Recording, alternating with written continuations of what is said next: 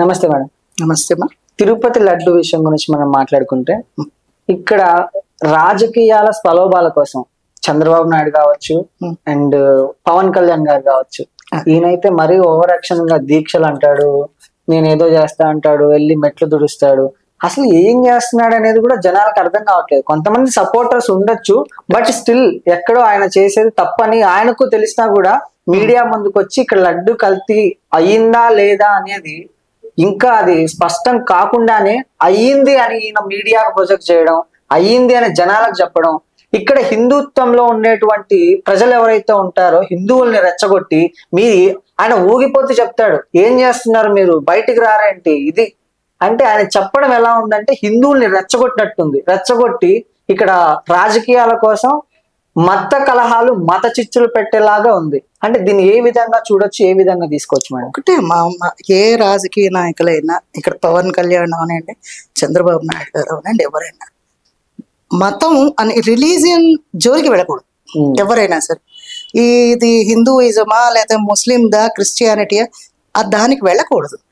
వాళ్ళు లడ్డు కల్తీ ఉంది అని అన్నారు కదా, ఇప్పుడు అసలు నిజంగానే నాలాంటి వాళ్ళు గుడికి వెళ్ళి ప్రసాదాన్ని చాలా భక్తితోటి తింటాం.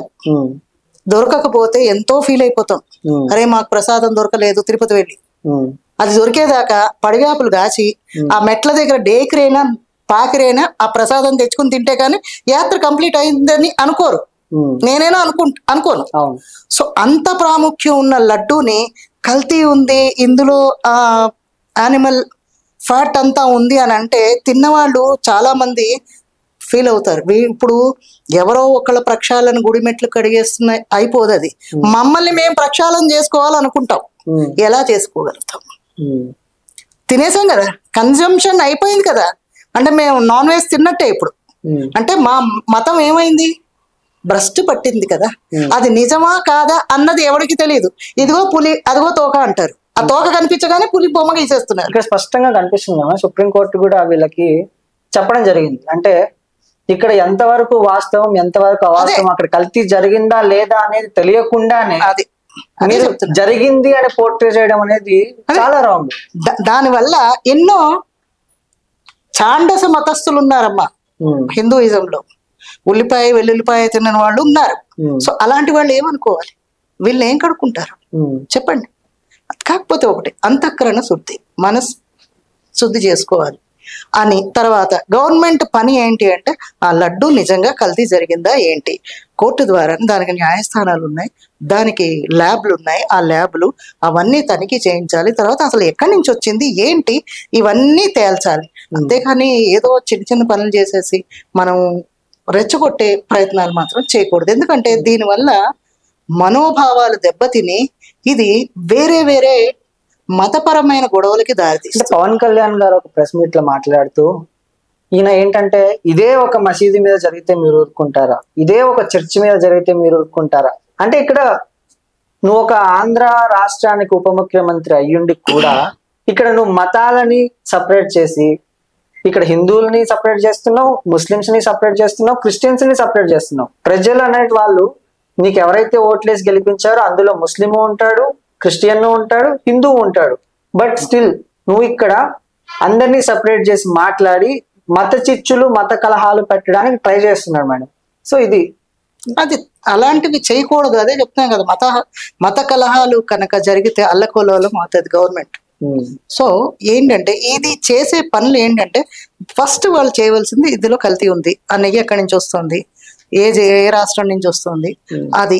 నెక్స్ట్ ఆ తర్వాత ఆ ల్యాబ్ టెస్టింగ్ పంపించాలి. తర్వాత ఆ లడ్డూ తయారు చేసే దాంట్లో ఎవరెవరు ఉన్నారు, నాన్ హిందూ అన్న వాళ్ళని తీసేయండి. మీరు ఎవరికి ఇవ్వక్కర్లేదు, ఆల్రెడీ మీరు గవర్నమెంట్ ఫామ్ అయిపోయింది కదా, మీరు కూడా ఉప ముఖ్యమంత్రి హోదాలో ఉన్నప్పుడు నాన్ హిందూ అన్న వాళ్ళని తీసేయండి. అది ప్రక్షాళన. నిజమైన ప్రక్షాళన ఏంటి అంటే అది. నాన్ హిందూ అన్న వాళ్ళని గుడి పైకి ఎక్కనివ్వకండి, కొండ పైకి రానియకండి, మెట్ల దగ్గరే క్లోజ్, అవి చేయండి, పబ్లిక్ కి ఉపయోగపడుతుంది. ఇక్కడ నాన్ హిందూ ఎవరైతే ఉన్నారో నన్ను మొన్న ఒక క్వశ్చన్ అడగడం జరిగింది మేడం. అంటే నువ్వు మా చర్చికి రా, నీకు నో చార్జ్, నీకు ఎటువంటి టికెట్ అవసరం లేదు. కరెక్ట్. నేను అక్కడికి లేకపోతే మసీదుకి రా, నువ్వు 5 సార్లు రా రోజుకి, సరే. ₹1 కూడా నీ దగ్గర మేము తీసుకో. నేను అక్కడికి కాకపోతే గుళ్ళకి వెళ్ళు. నేను అక్కడికే వస్తాను, నీకు చెప్తా. చర్చికి రామ్మన్నారు, వచ్చి నాలో కలిసిపో అంటారు.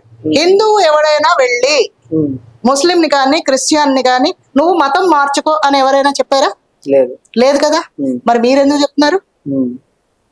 మత మార్పిడి అనేది చాలా నేరం, చేయకూడదు.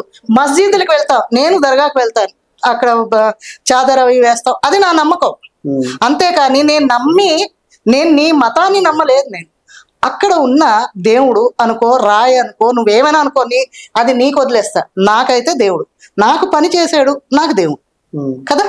నేను అక్కడికి వెళ్ళాను, చాదరు వేసాను, లేదా అగరబత్తి వేసాను, లేదా 4 గులాబీ పూలు పెడతాను దర్గాకు వెళ్ళి. ఆ మాత్రానికి నా హిందుత్వాన్ని వదిలేసి నువ్వు మతం మార్చుకో అని అనకూడదు.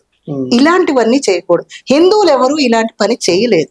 సో హిందువుల్ని భయపెట్టి ఏంటంటే హిందూ దేవతలు, హిందూ దేవుళ్ళకి ఖర్చులు ఎక్కువ, తర్వాత పూజా విధానాలు ఎక్కువ, మడి ఆచారాలు ఎక్కువ, మా దేవుడికి ఏ ఆచారం లేదు, ఏమీ చేయకుండా నువ్వు స్నానం కూడా చేయకుండా వచ్చేయచ్చు అని అంటే మనం ఏం చేయలేం. అందుకని పిచ్చి గొర్రెలు ఏం చేస్తున్నాయి, అక్కడ జాయిన్ అయిపోతారు.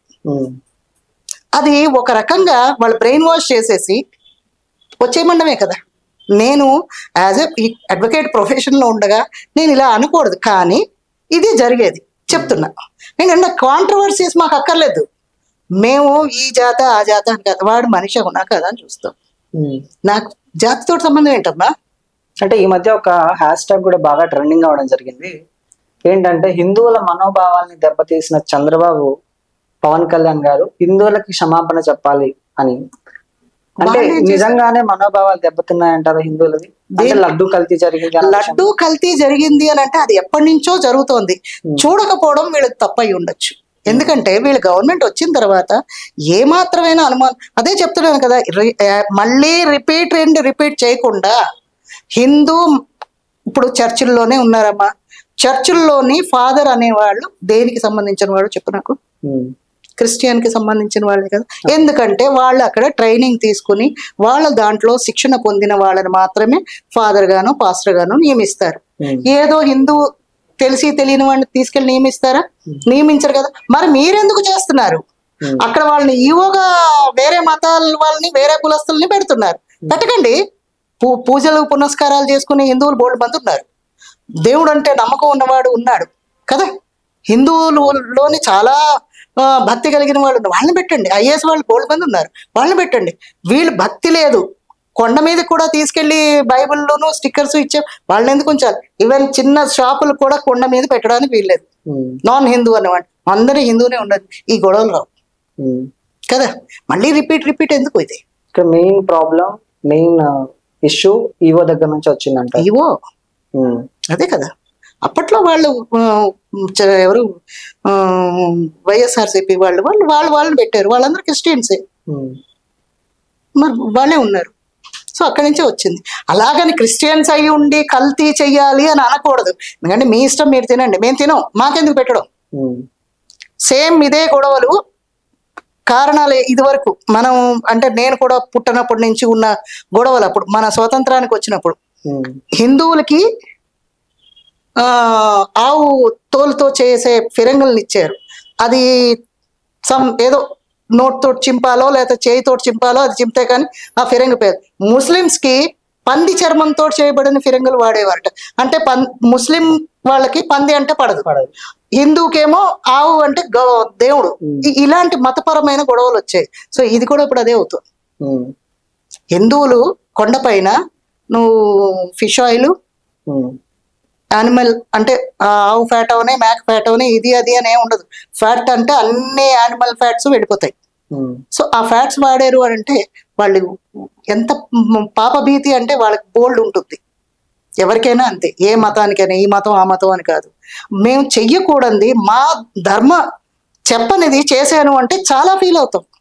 సో దాన్ని అరికట్టాలి, కానీ ఉద్రేకపరచకూడదు జనాల్ని. జనాల్ని ఉద్రేకపరిస్తే మతపరమైన గొడవలు అవుతాయి. అంటే ఇది ఇక్కడితో ఆగుతుందా, లేకపోతే ఇంకా పెద్ద స్టేజ్కి వెళ్ళే అవకాశాలు ఉంటాయి? అంటే చంద్రబాబు నాయుడు గారిని చూసుకుంటే ఆయన విజన్ ఉన్న మనిషి. ఆయన గొడవలు అవ్వని కూడా. ఎందుకంటే మనం ఆయన మీద ఏదో నాకు అభిమానం అని కాదు, యాజ్ ఎ లీడర్, మంచి లీడర్. సుప్రీంకోర్టు కూడా సిట్ ఏదైతే ఉందో దాన్ని ప్రవేశపెట్టింది. 5 సభ్యులను పెట్టింది. వాళ్ళు ఏంటంటే వాళ్ళు ఎక్కడి నుంచో సిబిఐ వాడు వచ్చాడు, వాడేమన్నా వాళ్ళ మనిషేమో ఇది మనిషేమో అని అనుకోకుండా వాళ్ళ ప్రభుత్వం నుంచి కూడా ఒక 2 మనుషుల్ని, అక్కడి నుంచి ఒక 2 మనుషుల్ని ఈ సిబిఐ సమక్షంలో దాన్ని పర్యవేక్షించి దాని నిజాలు ఏంటి అనేది కనుక్కొని దాన్ని ల్యాబ్ టెస్ట్ కి పంపించి నిజంగా ఫ్యాక్ట్ కలిసిందా, కలిపిన వాడి మీద యాక్షన్ తీసుకోండి. మొత్తానికి ఈ షో కొలిక్ వస్తుందంటారా? రావాలి, వస్తుంది. వచ్చేటట్టు చెయ్యడమే గవర్నమెంట్ లక్ష్యం ఉండాలి. అంతేగాని ప్రజలను ఉద్రేకపరిస్తే ప్రజలు ఏం చేస్తారు? ఏదో రాళ్ళు రప్పలు విసిరి అది ఇది నాశనం చేయడమే తప్ప పర్మనెంట్ సొల్యూషన్ అన్నది కావాలి. ఇది రిపీట్ అవ్వకూడదు మళ్ళీ. Okay madam, thank you.